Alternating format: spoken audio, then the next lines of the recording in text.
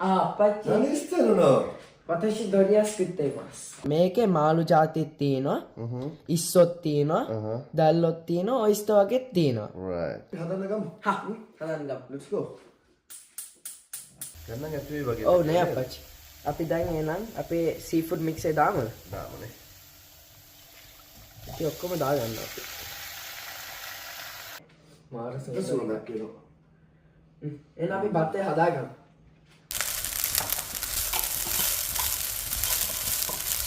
මේක නවත්තලා අපි බැක්ලමන් සෝස් එක හදාගමු. ඊට පස්සේ ප්ලේක් කරලා oven එකට දාන්නයි තියෙන්නේ. Okay. එහෙම කරමු. ගත ක්‍රීමි නේ. ගමන් ස්කොච් එකක් විතර දාන්නද උඩට? half spoon විතර? ඔව් half spoon විතර දාන්න. half tablespoon විතර. එහෙනම් දැන් මම මේක උඩට දාන්නද?